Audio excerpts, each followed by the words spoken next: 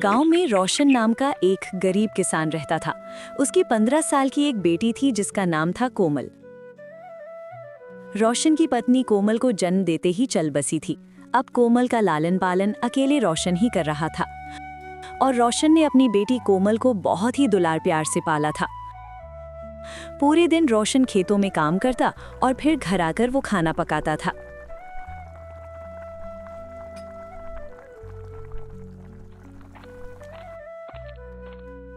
एक दिन की बात है जब रोशन अपने घर में खाना बना रहा था कि तभी उसके बगल में रहने वाली एक बूढ़ी दादी उसके पास आई और कहने लगी, अरे बेटा रोशन, कब तक तू ऐसे ही दिन रात काम में लगा रहेगा?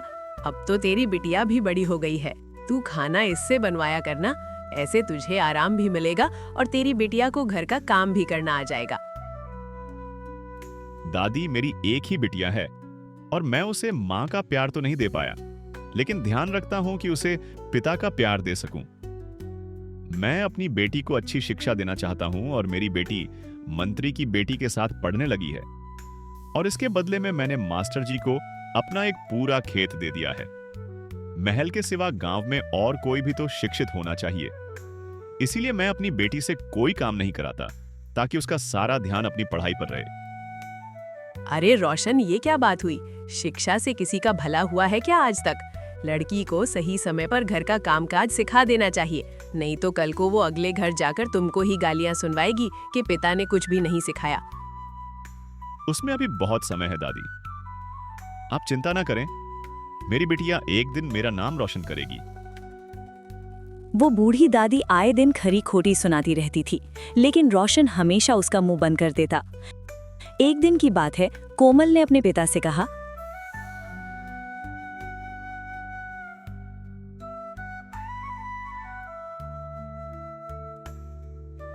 बेटी, तू बस मन लगाकर अपनी पढ़ाई पूरी करो। मास्टर जी तुझे जो भी सिखाते हैं तू सिर्फ उस पर ध्यान दे। मुझे तो बस उस दिन का इंतजार है जिस दिन मेरी बेटी शिक्षा और ज्ञान में महल की रानी और राजकुमारियों से कम नहीं होगी।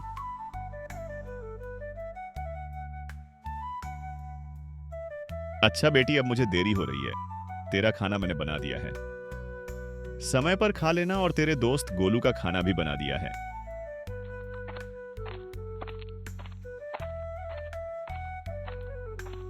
इतना बोलकर रोशन खेतों में काम करने के लिए निकल गया। उसने दिन भर खेतों में जी तोड़ मेहनत की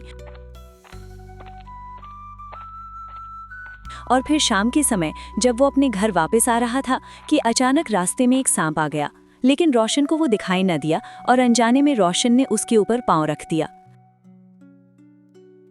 सांप ने रोशन को काट लिया। रोशन कुछ देर तक तड़पता रहा और फिर वहीं पर उसकी मृत्यु हो गई। आसपास के लोगों ने जब ये देखा तो दौड़ते हुए आए, लेकिन तब तक बहुत देर हो चुकी थी और रोशन मर चुका था। लोगों ने कहा, अरे ये तो मर गया। हे भगवान, ये कैसे हो गया अचानक? बीवी तो इसकी पहले ही मर चुकी थी और अब खुद भी नहीं रहा। अकेली बिटिया अब क्या करेगी? कोमल ने अपने पिता को जब इस हालत में देखा तो बहुत जोर जोर के रोने लगी। पिताजी, अब मैं अकेले इस दुनिया में क्या करूंगी? आपके सिवा तो मेरा और कोई भी नहीं है इस दुनिया में। तभी एक 7 साल का बच्चा गोलू उसके पास आया और बोला, दीदी, तू अकेली नहीं है जो बिना माता पिता के है। मेरे माता पिता भी तो नहीं है, इसीलिए तो मैं इधर उधर घूमता हूँ, मारा मारा फिरता हूँ। आज से इस गांव में एक नहीं बल्कि 2 गोलू हो जाएंगे। असल बात तो ये थी कि गोलू एक अनाथ बच्चा था जो गांव में इधर उधर घूमता रहता था, लेकिन कोमल को उससे बड़ा ही लगाव था।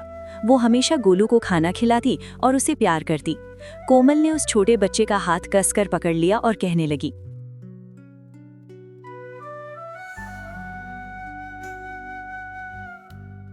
दीदी, आप तो पहले से ही मेरा सहारा हो, मुझे रोज खाना जो खिलाती हो, अब तो मैं तेरा सहारा बनूंगा।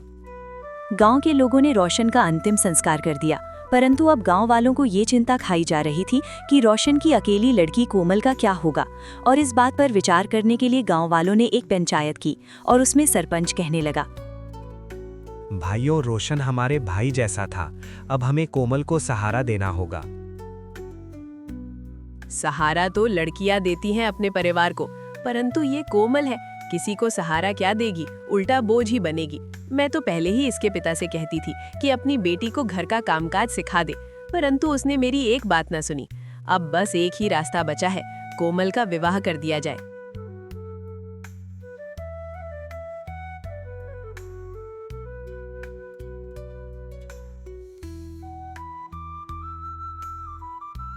अरे तू चुप कर, इतनी सी होकर हमारे सामने जुबान चलाती है। जो तेरे पिता के पास खेत था वो तो उसने पहले ही तेरी पढ़ाई में लगा दिया था और उसे मास्टर जी को दे दिया था। अब क्या तू मिट्टी खाएगी? जो तेरे पिता हम सब पर तेरी जिम्मेदारी छोड़ के गए हैं ना, बस उसी को पूरा कर रहे हैं हम लोग, और गांव वालों का यही कर्तव्य होता है। कोमल ठीक कहती है, अभी वो छोटी है, इतनी जल्दी उसका विवाह कैसे हो सकता है? क्या तू पालेगा इसको? महंगाई इतनी है, अपने बच्चों का पेट तो तुम भर नहीं सकते, अब तू चला है दूसरों के बच्चे पालने के लिए। हाँ, तू ही बता, तू इसका पालन पोषण कैसे करेगा? इस गांव में यदि कोई ऐसा आदमी है जो कोमल की जिम्मेदारी उठा सके तो वो सामने आ जाए। बुढ़िया दादी की बात सुनकर जब कोई भी सामने नहीं आया तो एक दूसरा आदमी कहने लगा, दादी, कोमल का विवाह करवा देना चाहिए। वैसे भी कोमल इतनी छोटी भी नहीं है, 15 साल की हो गई है। परंतु विवाह के लिए कोई लड़का भी तो मिलना चाहिए। मेरा बेटा सुरेश कोमल से शादी करेगा। लेकिन तुम्हारा बेटा तो हमेशा शराब के नशे में धुत रहता है और कोमल अभी 15 साल की है, जबकि तुम्हारा बेटा 38 का है। ये तो बेमेल विवाह होगा। अरे अब कोई राजकुमार इसे ब्याहने थोड़ी आएगा, जो मिल रहा है वो ठीक है।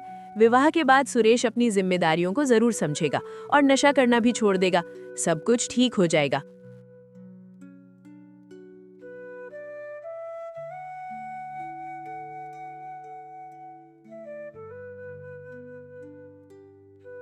देख कोमल, तेरे पास दो ही रास्ते हैं, या तो तू इस सुरेश के साथ शादी कर ले, या फिर तुझे ये गांव छोड़कर जाना पड़ेगा कहीं और फिर गांव वालों को तुझसे कोई मतलब नहीं होगा।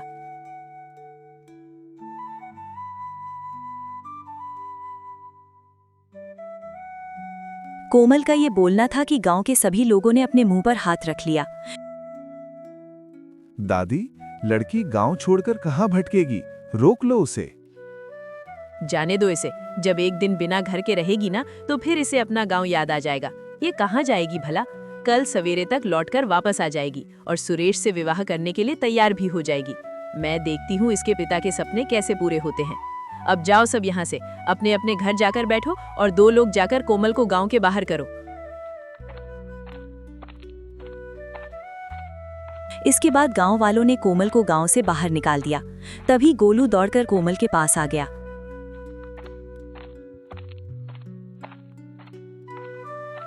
दीदी, मुझे भी अपने साथ ले चलो। इस गांव में सिर्फ आप ही तो थी जो मुझे खाना देती थी। आपके बाद मैं कहाँ जाऊंगा दीदी?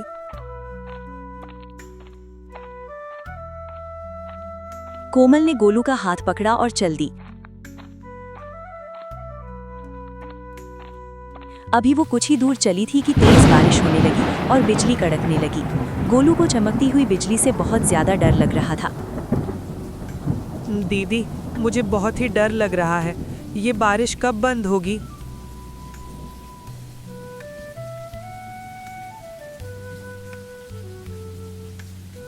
बारिश रुक गई। दोनों ठंड से कांप रहे थे, परंतु उनके पास एक भी कपड़ा नहीं था जिसे ओढ़कर वो दोनों अपनी ठंड को दूर कर सकते। दीदी, मुझे बहुत ही ठंड लग रही है और भूख भी बहुत जोरों से लगी है। इतनी देर हो गई चलते चलते, हम कहाँ जा रहे हैं?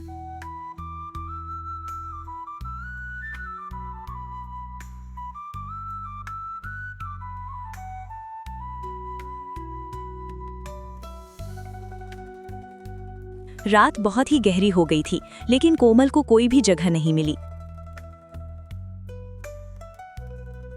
कोमल ने गोलू को तो सुला दिया था, परंतु पूरी रात गुजर गई, लेकिन कोमल ने एक पलक भी नहीं झपकी। जंगली जानवरों की आवाज वहां और भी ज्यादा खौफ पैदा कर रही थी।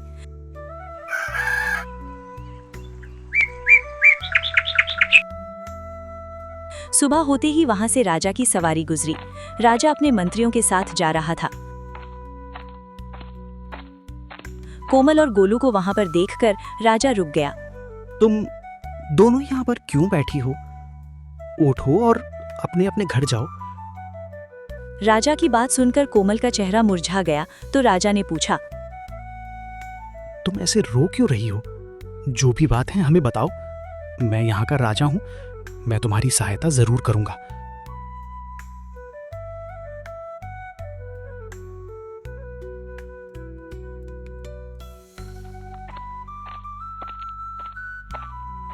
राजा को कोमल और गोलू पर बहुत ही दया आई और वो उन दोनों को लेकर अपने महल में आ गया। कोमल, अपनी दासी को बोलकर हम तुम्हारे लिए कुछ अच्छे कपड़े और खाना भिजवाते हैं, और अब से तुम महारानी की दासी बनकर रहोगी। महल में जल्दी ही खुशखबरी आने वाली है और हमें महारानी के लिए एक और दासी की आवश्यकता थी और तुम हमें मिल गई।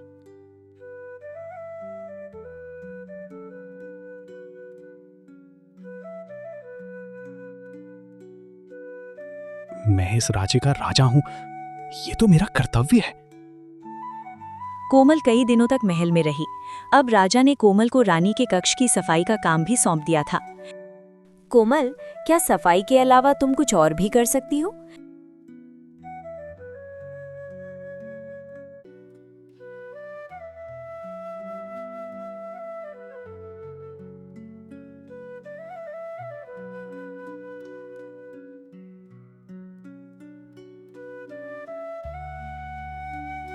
भी है? क्या ये गोलू तुम्हारा सगा भाई है?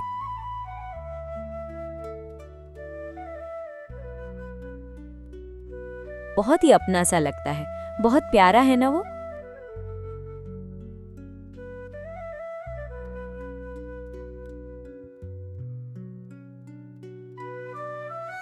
ये भी हो सकता है। एक दिन महल में सुबह सुबह बच्चे के रोने की आवाज आई और उसके साथ ही दाई माँ घबराई हुई बाहर आई।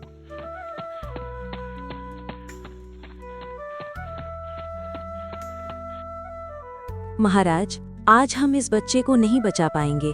ना जाने क्या मर्जी है ईश्वर की, जो इस महल में बच्चे की रोने की आवाज तो गूंजती है लेकिन किलकारी नहीं। नहीं नहीं दाई माँ, ऐसा मत कहिए। ये हमारा दूसरा बच्चा है। इससे पहले भी हम अपना एक बच्चा खो चुके हैं। अब इसको नहीं खो सकते। हमें इस राज्य की राजपाट को संभालने के लिए एक राजकुमार चाहिए। हम धीरे धीरे बूढ़े हो रहे हैं। कोई तो उपाय होगा दाई माँ, जिससे हम अपने बेटे को बचा सकें। महाराज, एक रास्ता है, काली नदी का पानी। यदि वो आप अपने बच्चे को पिला दें तो उसका जीवन बच सकता है, लेकिन वो पानी लेने के लिए आपको खुद ही जाना होगा। ठीक है दाई माँ, मैं काली नदी का पानी लेकर आता हूँ। ये तुम क्या कह रही हो? पता है ना, काली नदी के पास ही हमने अपने पहले बेटे को खोया था। महारानी जी, काली नदी का पानी बहुत ही शक्तिशाली है इस बच्चे के लिए। अब तो महल में दूसरा राजकुमार आ गया है महाराज, और आपके जख्म जल्दी ही भर जाएंगे। मेरे बच्चों में जिनको काली नदी का पानी ही ठीक कर सकता है। राजा अकेले ही जंगल के रास्ते में काली नदी की ओर चल पड़े।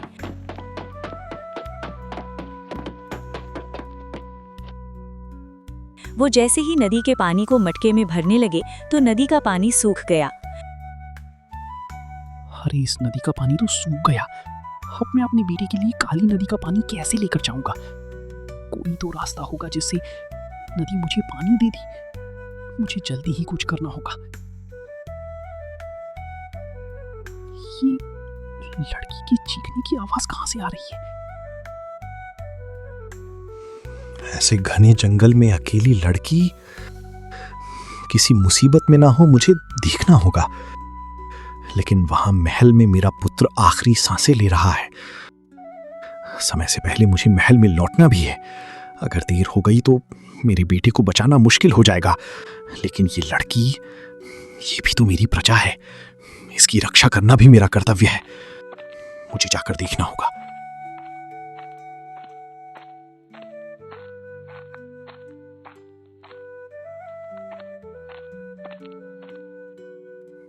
कोई है? देखो, तुम जो भी हो बाहर आ जाओ। मैं यहां का राजा हूं। मैं तुम्हारी सहायता करूंगा। मुझसे डरने की कोई आवश्यकता नहीं है।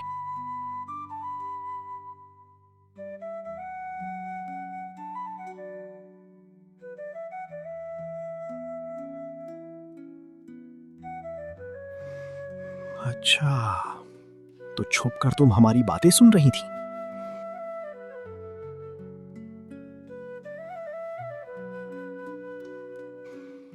तुम चिंता मत करो, हम काली नदी का पानी लेकर आएंगे। इस समय तुम यहां से घर जाओ। यहां पर रहना तुम्हारे लिए ठीक नहीं है।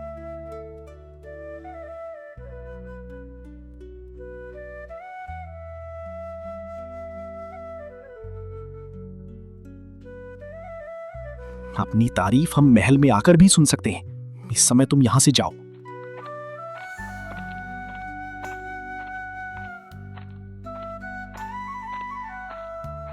लेकिन तुम्हें वो कैसे पता?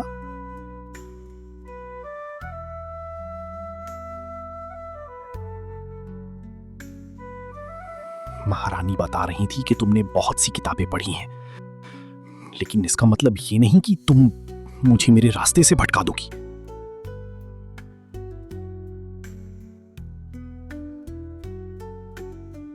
हे काली नदी के राक्षस, मुझे थोड़ा जल चाहिए अपने बच्चे के लिए। तुम्हारी मदद करके मुझे बहुत ही खुशी होगी। फिर राजा ने जैसे ही अपना मटका उठाकर उस राक्षस की तरफ किया, तभी पीछे से कोमल ने लाल रंग की मिट्टी उस राक्षस की तरफ फूंक मारकर उड़ा दी। लाल मिट्टी ने जैसे ही उस राक्षस को छुआ, उसके छूते ही वो राक्षस जलकर भस्म हो गया। अरे मूर्ख लड़की, ये तूने क्या किया? अब मेरे बेटे को काली नदी का पानी कहां से मिलेगा?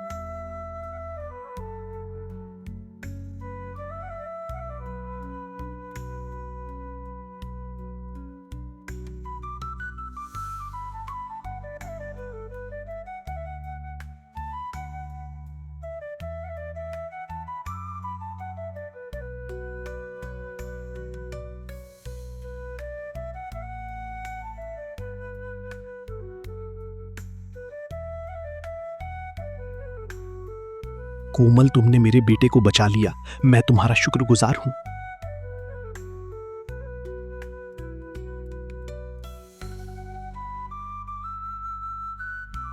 मुजरिम तो पकड़ा ही गया समझो। वो दाई मां ही मेरे बड़े बेटे की कातिल है।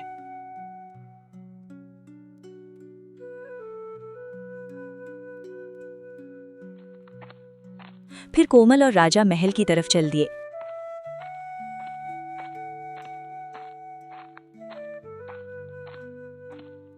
जब वो महल में आए तो दाई मां रानी के नजदीक बैठी हुई थी। राजा ने अपने मंत्री को इशारा किया। मंत्री ने दाई मां को पकड़ लिया और सबके सामने दरबार में पेश किया गया। महारानी भी बच्चे को लेकर दरबार में आ चुकी थी। दाई मां, मैंने और महारानी ने आप पर इतना विश्वास किया और आपने हमारे साथ क्या किया? मैंने वही किया जो सही था, और तुमने जो किया, क्या वो ठीक था? एक बच्चे को उसकी मां से अलग करना क्या सही है? एक राजकुमार को उसके राज्य से अलग करना क्या तुम्हारी नजर में ठीक है? मैंने तुम्हारे साथ क्या गलत किया? बोलो। तुम्हारे कारण मैंने अपना बड़ा राजकुमार खो दिया। पहले राजकुमार के जन्म पर भी तुमने मुझे काली नदी का पानी लाने को कहा था, और तुम्हारी बात मानकर तुम्हें और अपने बच्चे को लेकर जब मैं जंगल में गया था तो मैंने बच्चा तुम्हारी गोद में दिया था और काली नदी का पानी लेने के लिए चला गया कि तभी तुमने शोर मचा दिया कि राजकुमार को जंगली भालू उठाकर ले गया, और मैंने तुम्हारी उस बात पर विश्वास भी कर लिया था। उन्होंने सोचा भी है कि वो 7 साल हमारे लिए और रानी के लिए कैसे थे। क्या आपको लगता है महाराज कि आपने कुछ भी गलत नहीं किया? क्या आप भूल गए लक्ष्मी को? मैंने कुछ भी गलत नहीं किया। मैंने तो बस लक्ष्मी को इस महल में अपने बच्चों की तरह पाला था। मैंने उसका साथ दिया, बल्कि आपको उसका साथ देना चाहिए था, लेकिन आपने उसके साथ धोखा किया। लक्ष्मी का नाम सुनकर महाराज चुप हो गए। इतना बोलकर दाइमा वहां से जाने लगती है। तभी सैनिकों ने दाइमा को चारों तरफ से घेर लिया। राजा ने सैनिकों को इशारा किया और सैनिकों ने दाइमा का रास्ता छोड़ दिया। दाइमा महल से निकलकर बाहर चली गई। राजा भी उसके पीछे पीछे गांव से बाहर की तरफ चल दिए।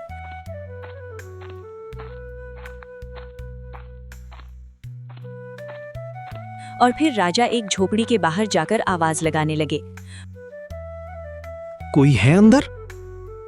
कोई है अंदर? उस झोपड़ी में एक दंपति रहते थे। अंदर वे पति पत्नी आपस में बातें कर रहे थे। देखो जी जरा, आज इतने सालों के बाद हमारे दरवाजे पर कौन आया है? जाने किसकी नजर लग गई इस घर की खुशियों पर। कभी वो दिन भी थे जब लोग हमको झुककर प्रणाम किया करते थे, और आज का दिन देखो, जिधर भी जाते हैं लोग हमें जूते चप्पल फेंक कर मारते हैं, हमें चोर कहकर बुलाते हैं।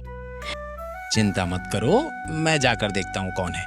और जहाँ तक सच्चाई की बात है तो एक ना एक दिन वो लोगों को पता लग ही जाएगी, और उस दिन लोगों को अपनी गलती का एहसास हो जाएगा। रघुनाथ, क्या लक्ष्मी है? मुझे उससे बात करनी है।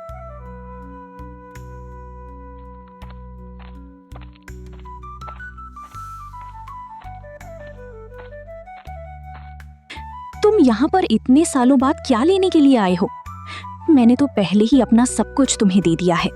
मेरी एक बेटी है जो केवल अभी 4 महीने की है, और मैं उसे पानी पिला पिलाकर पाल रही हूँ।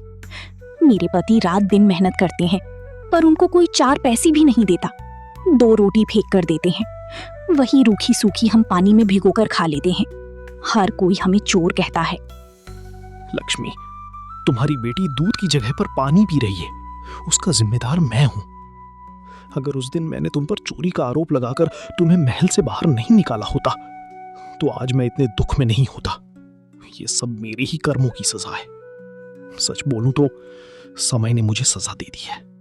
मुझे माफ कर दो। महल चलो और मैं सबको बता दूंगा कि तुम ही इस राज्य की असली अधिकारी हो।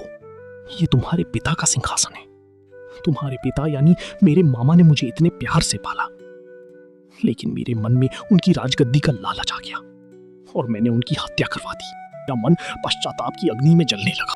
और उस पाप के प्रायश्चित के लिए मैंने ये फैसला कर लिया था कि मैं हमेशा अपनी प्रजा के असहाय और गरीब लोगों की तन मन धन से सहायता करूंगा। शायद ये करके मुझे मेरे पाप से मुक्ति मिल सके। तुमको सब कुछ वापस कर दूंगा, बस तुम वापस महल चलो। अब और क्या चाहिए तुमको? अब सब कुछ बदल गया है। मेरी जिंदगी के अब कुछ ही दिन बचे हैं। मैं वापस जाकर क्या करूंगी? तुमने जो किया उसकी सजा तुम भुगत चुके हो। तुम्हारे बड़े बेटे को मैंने ही दाई माँ से लेकर गांव में छोड़ दिया था। तुम्हारा बड़ा बेटा मरा नहीं था, बल्कि मेरे कहने पर ही दाई माँ ने तुमसे झूठ बोला था, और मैंने तुम्हारे पुत्र को दाई माँ से ले लिया था और उसे गांव में छोड़ दिया, ताकि वो दर दर की ठोकरें खा सके और अनाथों का जीवन जिए। एक एक टुकड़े के लिए वो तरसता रहे। राजकुमार होकर भी वो 7 साल तक अनाथों की जिंदगी जीता रहा, लेकिन किस्मत ने उसको कोमल से मिलवा दिया और वो फिर से उसे महल में ले गई। तुमने जो मेरे साथ किया, मैंने उसका हिसाब बराबर कर दिया। हाँ, गोलू मेरा बड़ा राजकुमार है। मेरे दोनों राजकुमार जिंदा हैं। लक्ष्मी, तुम महल लौट चलो। लक्ष्मी के मना करने के बाद भी राजा उसको अपने महल में ले आया और सबके सामने उन्होंने सच्चाई बताई और लक्ष्मी से माफी मांगी। इसके बाद उन्होंने महल को 4 हिस्सों में बांट दिया, जिसमें से 2 हिस्से 2 राजकुमारों के थे। एक हिस्सा लक्ष्मी का था और चौथा हिस्सा कोमल का। राजा के उत्तराधिकारियों में कोमल का नाम सुनकर सभी गांव वाले हैरान रह गए। राजा ने सारी प्रजा के सामने लक्ष्मी से हाथ जोड़कर माफी मांगी और कोमल को सिर झुकाकर प्रणाम किया। कोमल ने मेरे दोनों बेटों को बचा लिया। फिर सब मिलकर एक साथ उसी महल में हंसी खुशी रहने लगे। तो दोस्तों, मुझे पूरी उम्मीद है कि आपको ये कहानी बहुत ही पसंद आई होगी। तो इसी तरह की कहानियाँ देखने के लिए आप चैनल को सब्सक्राइब कर लीजिए। वीडियो अच्छी लगी तो उसे लाइक कीजिए, क्योंकि आपका एक एक लाइक हमारे लिए बहुत ही कीमती है।